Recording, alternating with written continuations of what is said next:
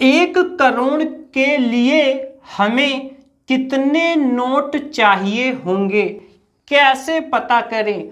जी हाँ फ्रेंड्स, आज के इस वीडियो में हम लोग नोटों का हिसाब करना सीखेंगे कि अगर 1 करोड़ रुपए हैं तो इसके लिए हमें कितने नोटों की जरूरत होगी, नोटों की गिनती, नोटों की संख्या कितनी होगी कि 1 करोड़ रुपए हो जाएंगे। तो देखिए 1 करोड़ अंकों में अगर हमें लिखना हो तो कैसे लिखा जाएगा, और कई बार तो क्वेश्चन भी पूछा जाता है कि 1 करोड़ में कितने जीरो होते हैं।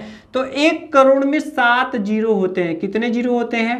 1 करोड़ में 7 जीरो होते हैं। और इंडियन सिस्टम के हिसाब से अगर हम इसको कॉमा लगाएं तो देखिए पहले 3 अंक पर फिर 2 अंक पर कॉमा लगता है। देखिए इकाई, दहाई, सैकड़ा, हजार, 10,000, लाख, 10 लाख, करोड़, तो ये हो गए हैं 1 करोड़। ठीक है, तो चलिए यहां रुपए भी लगा देते हैं। ठीक है,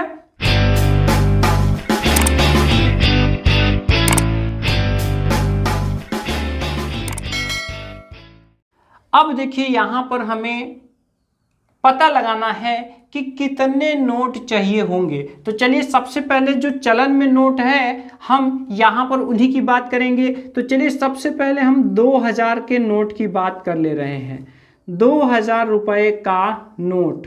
ठीक है, तो अब देखिए ध्यान दीजिएगा, यहां पर आपको नोटों की संख्या कैसे पता चलेगी? तो इसके लिए आपको क्या करना है, जो भी आपका 1 करोड़ रुपए है उसको आप अगर कैलकुलेटर एंट्री कर रहे हैं तो उसके लिए सबसे पहले आप 1 करोड़ यानी 1 के बाद 7 जीरो आप यहाँ पर लिख लेंगे। इसके बाद यहाँ पर डिवाइड लगाएंगे। अब जितने का भी नोट आपको पता लगाना है उसको आप डिवाइड के बाद एंटर कर दीजिए। जैसे यहाँ 2000 के नोट हम चाहते हैं कि 2000 के नोटों में 1 करोड़ के लिए कितने कुल नोटों की ज़रूरत होगी।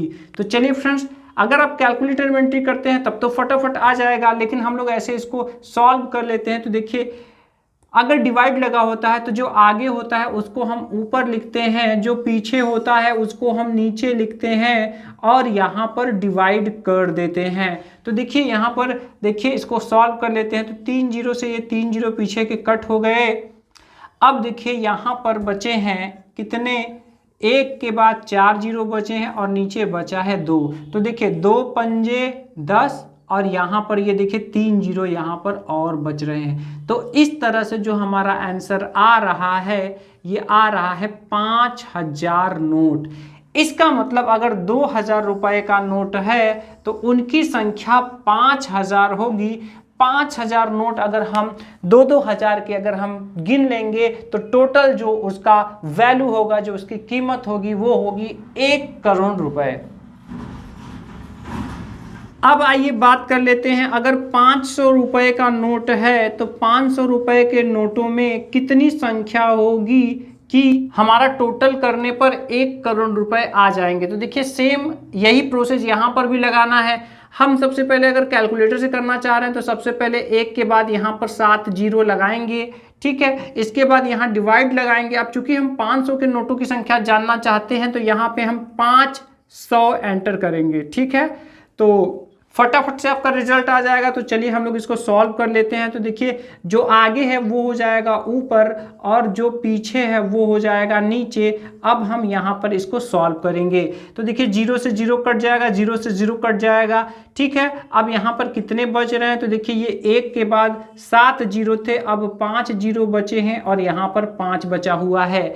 ठीक है, तो देखिए जब हम इसको काटेंगे तो देखिए 5 दूनी 10 यहीं तक कटेगा, बाकी के 4 जीरो बचे हुए हैं तो 4 जीरो हम यहाँ पर लिख लेंगे। इस तरह से अगर हम देखें तो टोटल ये संख्या कितनी आ रही है, 20,000 नोट। तो देखिए इसका मतलब अब यहाँ पर देखें तो देखिए इसका 4 गुना करने पर यहाँ पर ये आ जाएगा कितना, 2000। 500 चौका 2000। और ध्यान दीजिए कि इसका भी अगर हम यहाँ पर 4 गुना करेंगे, 4 गुना करेंगे तो ये आ जाएगा 5 चौका 20,000।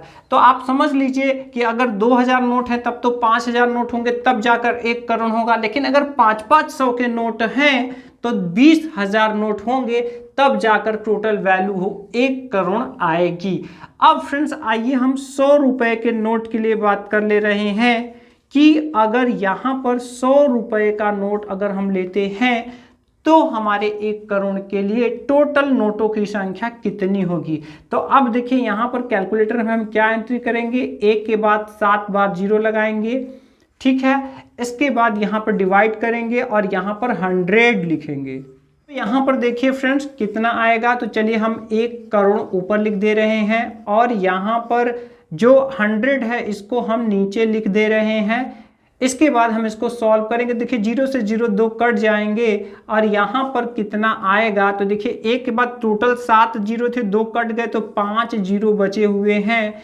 इसका मतलब जो है कि ये देखिए कितने हो जा रहे हैं, 1 लाख नोट हो जा रहे हैं, ठीक। तो अगर 100 रुपए का नोट है और इसका अगर हमें 1 करोड़ बनाना है तो टोटल 1 लाख नोट होंगे, तब जाकर के 1 करोड़ बनेगा।